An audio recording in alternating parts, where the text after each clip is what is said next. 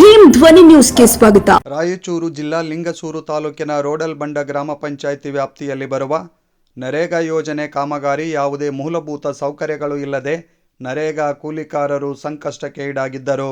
40ಕ್ಕೂ ಹೆಚ್ಚು ಮಹಿಳೆಯರಿದ್ದರೂ 40 ಡಿಗ್ರಿ ಉರಿ ಬಿಸಿಲಿನಲ್ಲಿ ಚಿಕಿತ್ಸೆ ಇಲ್ಲದೆ, ಕುಡಿಯಕ್ಕೆ ನೀರು ಇಲ್ಲದೆ ಮತ್ತು ನೆರಳಿನ ಯಾವ ವಸ್ತು ಕೂಡ ಇಲ್ಲದೆ ನರೇಗಾ ಕೂಲಿಕಾರರು ತೀವ್ರ ಆಕ್ರೋಶ ವ್ಯಕ್ತಪಡಿಸಿದ್ದಾರೆ. ಇದಕ್ಕೆ ಸಂಬಂಧಪಟ್ಟ ಪಂಚಾಯತ್ ಆಡಳಿತಾಧಿಕಾರಿಗಳು, ಪಿಡಿಒ ಮತ್ತು ಇಒ ಪಂಚಾಯಿತಿಯ ಸಿಬ್ಬಂದಿಗಳು ಬೇಜವಾಬ್ದಾರಿತನ ಎತ್ತಿ ತೋರಿಸುವಂತಾಗಿದೆ. ಇದು ಹೀಗೆ ಮುಂದುವರಿದರೆ ಡಿಎಸ್ಎಸ್ ಸಂಘದ ಗ್ರಾಮ ಘಟಕದ ಅಧ್ಯಕ್ಷರು ಮತ್ತು ರೈತ ಮುಖಂಡರು ಪಂಚಾಯಿತಿಗೆ ಮುತ್ತಿಗೆ ಹಾಕುತ್ತೇವೆ ಎಂದು ಎಚ್ಚರಿಕೆ ಕೊಟ್ಟಿದ್ದಾರೆ. ಬರುವಂಥ ಜನರಿಗೆ ನೀರಿನ ವ್ಯವಸ್ಥೆ ಇಲ್ಲ, ಕ್ಯಾಪ್ ಇಲ್ಲ, ಮತ್ತೆ ಅಂದರೆ ಟೆಂಟಿನ ವ್ಯವಸ್ಥೆ ಇಲ್ಲ. ಯುವ ಸಾಹೇಬರಿಗೆ ಫೋನ್ ಮಾಡಿದ್ರೆ ಸಮೇತಿಗೆ ಫೋನ್ ತೆಗ್ತಾ ಇಲ್ಲ. ಅವರು ಪಿಡಿಒ ಫೋನ್ ಮಾಡಿದ್ರನ ಪಿಡಿಒನ ಫೋನ್ ಎತ್ತಾ ಇಲ್ಲ. ಇವರು ಇದೇ ಥರ ಮಾಡ್ಕೊಂತ ಹೋದ್ರೆ ನಾವು ಮುಂದಿನ ದಿನಮಾನದಲ್ಲಿ ಹೋಗಿ ಪಂಚಾಯತಿ ಕೀಲಿ ಹಾಕಬೇಕಾಗತ್ತೆ. ಪಂಚಾಯತ್ ಮುಂದೆ ಕುದುರ್ತೀವಿ ಧರಣಿಗೆ ಅಂತ ವ್ಯವಸ್ಥೆ ಇಲ್ಲ, ಒಂದು ನೀರಿನ ವ್ಯವಸ್ಥೆ ಇಲ್ಲ, ಒಂದು ಡಾಕ್ಟರ್ ವ್ಯವಸ್ಥೆ ಇಲ್ಲ. ಮೊನ್ನೆ ಇಬ್ರು ಚಕ್ರ ಬಂತು, ಗಾಡಿ ಮೇಲೆ ತಗೊಂಡು ಹೋದ್ರು. ಯಾರ್ಯಾರು ಇಲ್ಲಿ ಬರೋದಿಲ್ಲ, ಅವ್ರು ಏನೋ ನೋಡೋದೇ ಇಲ್ಲ. ಅವರು ಬರಂಗಿಲ್ಲ, ನೋಡಂಗಿಲ್ಲ. ಒಟ್ಟ ನೀವು ಕೆಲಸ ಇಷ್ಟು ಮಾಡ್ರ ಅಷ್ಟು ಮಾಡ್ರ ಅಂತ ಹೇಳ್ತಾರ. ಯಾವಾಗ ಬಂದು ಹೇಳೋತಾರ, ಬಂದು ಹೇಳೋತಾರ, ಕೊಟ್ಟು ಕೇಳಿದ್ರನ್ರಿ ಇಷ್ಟಿದೆ ಇವರು ಇಲ್ಲಿ ಇರತಕ್ಕಂಥ ಪರಿಸ್ಥಿತಿ. ಅವರು BFT ಬಂದ್ಗೆ ಏನು ಮುಂದೆ ನಿಂತ್ಕಲ್ಲ, ಕೆಲಸ ಮಾಡಿಸಲ್ಲ, ಒಂದು ನೀರಿನ ವ್ಯವಸ್ಥೆ ಇಲ್ಲ, ಒಂದು ಟೋಪಿಗಿಲ್ಲ, ಒಂದು ಟೆಂಟ್ ಇಲ್ಲ ಅಂತ ಹೇಳ್ತಾ ಇದ್ದಾರೆ. ಹೀಗಾಗಿ ಮುಂದಿನ ದಿನಗಳಲ್ಲಿ ಒಂದು ವೇಳೆ ನಾಳೆನೇ ಎಷ್ಟೊತ್ತಿದ್ರೆ ಯುವ ಸಾಹೇಬರಿಗೊಂದು ಇಲ್ಲಿಂದ ಒಂದು ಎಚ್ಚರಿಕೆ ಕೊಡ್ತೀವಿ. ನಾಳೆನೇ ಟೆಂಟು ಮತ್ತು ನೀರಿನ ವ್ಯವಸ್ಥೆ ಮಾಡಲೇಬೇಕು. ಮಾಡಿಲ್ಲ ಅಂದ್ರೆ ಬುಧವಾರ ಇಲ್ಲ ಗುರುವಾರ ಪಂಚಾಯತ್ ಮುಂದೆ ಧರಣಿ ಮಾಡಲಾಗುವುದು. ಆಯ್ತು ಮಾಡಮ್ರಿ, ಮಾಡ್ತೀವಿ. ಆಮೇಲೆ ಇದು 270 ರೂಪಾಯಿ ಏನು ಹಾಕಿದಾರಲ್ಲ ಅಮೌಂಟ್, ಅದನ್ನ ಎಷ್ಟು ಬರಬೇಕು ರೂಲ್ಸ್ ಪ್ರಕಾರ 370 ರೂಪಾಯಿ ಅಷ್ಟು ಮುಂದಿನ ದಿನಗಳಿಗೆ ಅದು ಜಮಾ ಮಾಡಿ ಕೊಡಬೇಕು. ಇಷ್ಟು ಹೇಳಬಲ್ಲಿವೆ.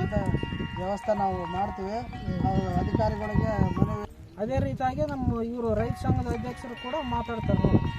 ಈಗ ಉದ್ಯೋಗ ಖಾತ್ರಿ ಕೆಲಸ ಸ್ಟಾರ್ಟ್ ಮಾಡಿ ಎಷ್ಟು ದಿನ ಆಯ್ತು? ಇವಾಗ ಇಲ್ಲಿ 2 ದಿನ ಆಯ್ತು ರೀ ಕೆಲಸ ಚಾಲೂ ಮಾಡಿ. ಸರಿಯಾಗಿ ನೀರಿನ ವ್ಯವಸ್ಥೆ ಇಲ್ಲ, ಮತ್ತೇನೈತಿ ಎಲ್ಲ ಉದ್ಯೋಗ ಖಾತ್ರಿ ಕೆಲಸ ಮಾಡೋರಿಗೆ ಟೆಂಟಿನ ವ್ಯವಸ್ಥೆ ಇಲ್ಲ, ಈಚೆಕ ಕ್ಯಾಪ್ ಇಲ್ಲ.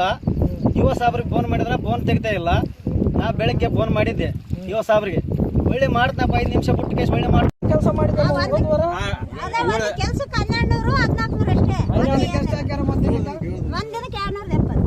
ಒಂದು ದಿನಕ್ಕೆ 270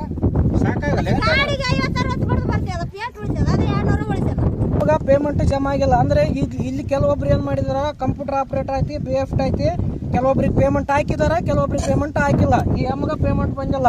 ಆಮೇಲೆ ಮುಂಚೆ ಮಾತಾಡಿತಕ್ಕಂಥ ಅಮ್ಮಗ ಪೇಮೆಂಟ್ ಬಂದಿದೆ. ಆ ಅಮ್ಮಗೆ ಎಷ್ಟು ಬಂದಿದೆ ಪೇಮೆಂಟ್ ಅಂದ್ರೆ ಒಂದ್ ದಿನಕ್ಕೆ 270 ರೂಪಾಯಿ ಎಂಬುದೇ ಪೇಮೆಂಟ್ ಬಂದಿದೆ.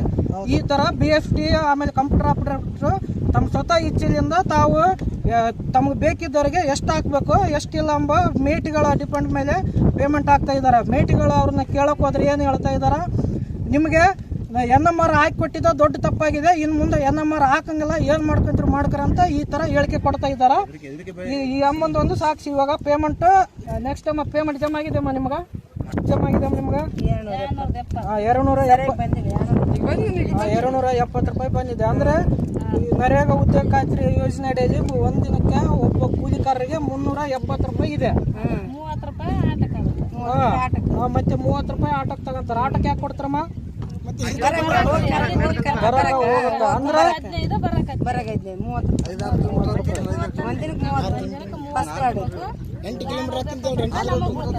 ಎಲ್ಲ ಅದು 30 ರೂಪಾಯಿ ರೊಕ್ಕದಷ್ಟೇ ಹೇಳ್ರಿ. 30 ರೂಪಾಯಿ ಆಟೋಕ್ಕೆ ಕೊಡ್ತೀವಿ.